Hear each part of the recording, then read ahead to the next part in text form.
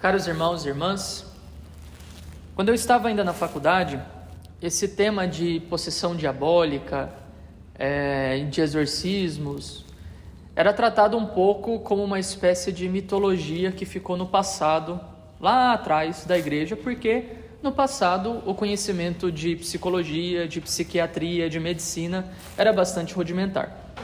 Hoje, como nós somos presumidamente pessoas muito evoluídas, nós damos conta de conhecer melhor essas coisas e de julgar que Jesus não estava fazendo exorcismo coisa nenhuma, que não havia demônio coisa nenhuma, que esse negócio de possessão diabólica não era possessão diabólica coisa nenhuma, mas era algum dos tantos transtornos de personalidade, de psicoses e de qualquer outro tipo de problema psiquiátrico que possa surgir.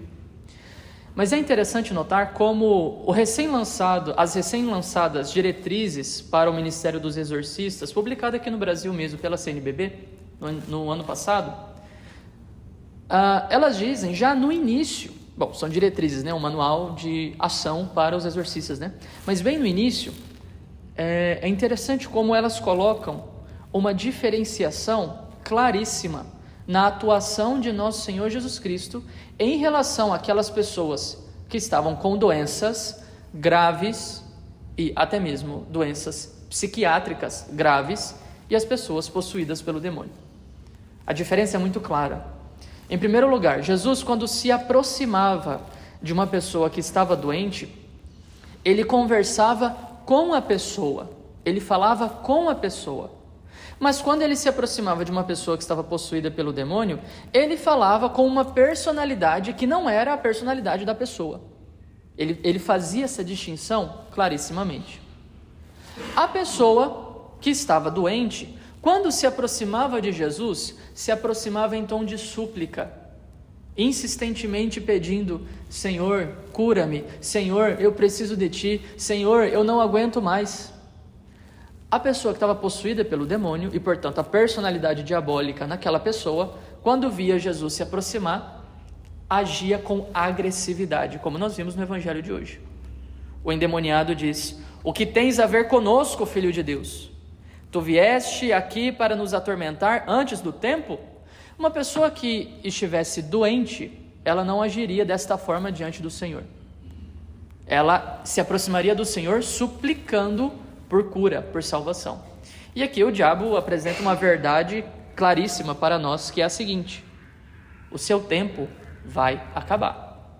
E se agora em certo sentido, um tempo de gozo para Satanás, em certo sentido, gente, assim, muito distante, esse significado de gozo e de alegria para Satanás, esse tempo vai acabar. Porque enquanto durar o tempo, a história, o diabo ainda tem algum domínio sobre nós, especialmente quando estamos em pecado mortal.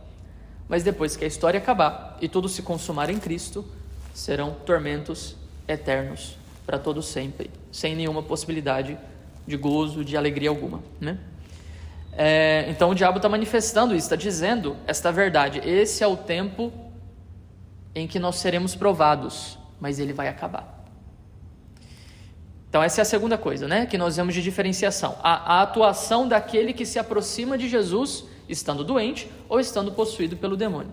E o terceiro elemento que mostra para nós que existe uma diferenciação clara é o seguinte: quando Jesus cura uma pessoa, aquela pessoa exulta de alegria, com muita gratidão se aproxima dele, quer segui-lo, ou vai contar para os amigos que foi curado, ou vai no templo dizer que foi purificado, etc.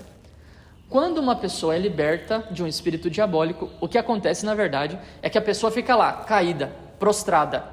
Ela não tem reação, porque aquilo a estava sugando tanto que ela fica como que, enfim, sem movimento, sem reação, até que ela volta à tona e se percebe uma nova personalidade claramente distinta daquela que antes a dominava, que gritava, que falava impropérios vários e por aí vai, Esse episódio do possuído da região de Gadara, que no Evangelho de São Marcos é tratado como o possuído da região de Gerasa, o gerazeno, naquele evangelho ele é apresentado como um homem que vive no meio dos túmulos já há muito tempo e que corrente alguma, grilhão algum conseguia segurá-lo, tamanha era a sua força e tamanha era a violência que ele fazia com os outros e contra si próprio. É uma situação de opressão desesperadora sobre a própria pessoa e sobre as pessoas que estavam ao seu redor. Então o cara ficava lá no meio dos túmulos, sozinho, abandonado. E Jesus vai até ele para poder libertá-lo, para poder resgatá-lo. E aquele homem, quando é libertado, ele tem uma reação um pouco distinta, né? Ele manifesta uma grande alegria e quer seguir o Senhor. Ele quer seguir nosso Senhor por se ver de uma vez por todas, livre daquela situação de possessão diabólica. Mas a possessão diabólica é um fenômeno raro, é bastante raro. O Senhor não permite que a possessão aconteça assim de maneira tão frequente. Embora, tecnicamente falando, toda pessoa em pecado mortal deveria estar possuída pelo demônio. Porque estar em pecado mortal significa estar na posse de Satanás. Satanás domina aquela pessoa. Acontece que Deus é tão bom, mas tão bom, que mesmo nisso, ele reduz e muito o poder do diabo sobre nós. Mesmo nisso, mesmo nessa situação. É claro que se a pessoa vai se afundando cada vez mais no mal, moralmente, escolhendo coisas ruins, que não sejam fruto de uma escolha que está um pouco limitada por alguma doença, por algum condicionamento social, etc. Né? Mas a pessoa livremente, ela escolhe o mal, moralmente escolhe o mal, aquilo vai criando uma situação cada vez mais difícil de se resolver dentro dela. É claro que para o sangue de Cristo, nada é impossível, mas a coisa vai ficando mais difícil, ela vai ficando cada vez mais enredada no mal.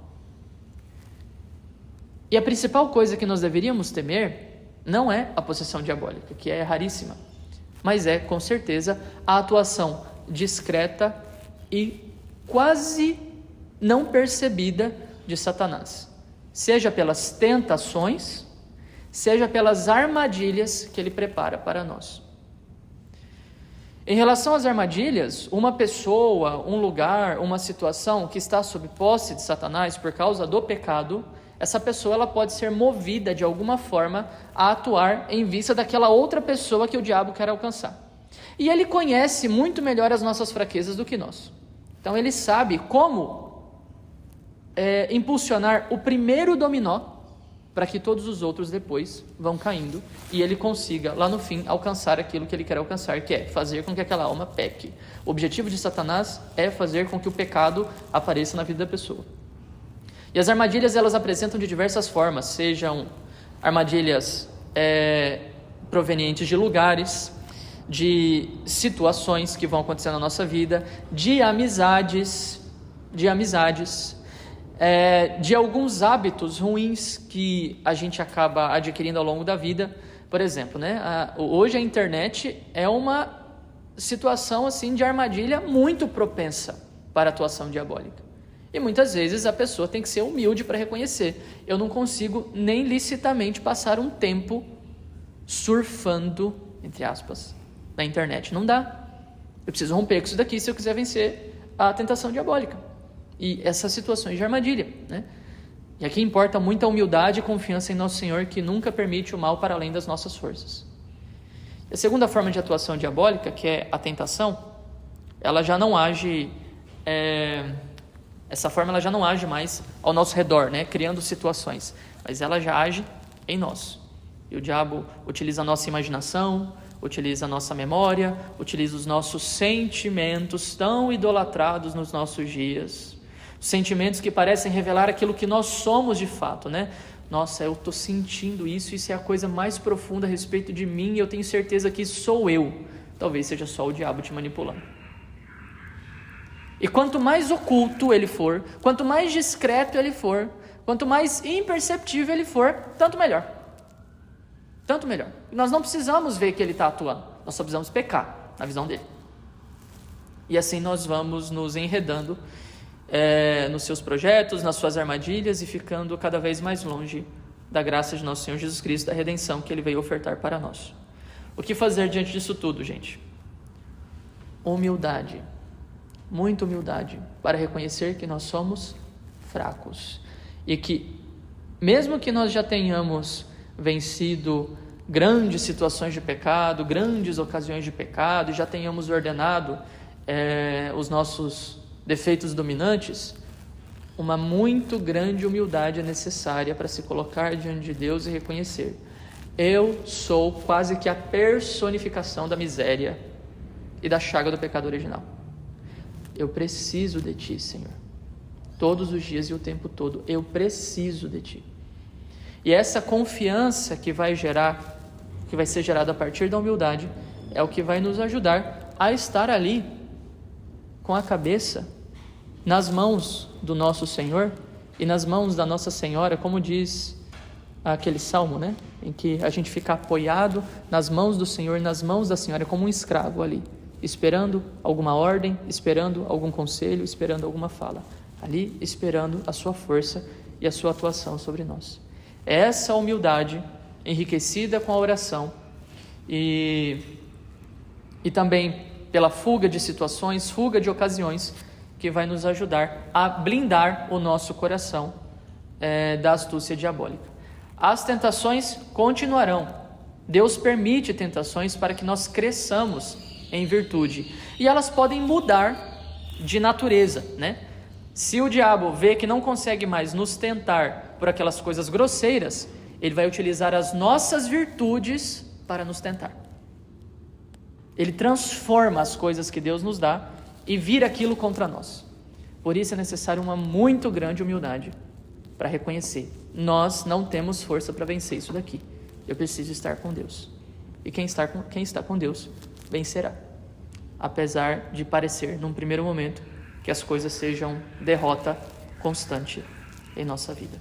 Fiquemos com o nosso Senhor muito humildemente, apegados a nosso Senhor, firmemente estabelecidos no coração de nosso Senhor, e a Nossa Senhora também irá nos ajudar. Louvado seja nosso Senhor Jesus Cristo.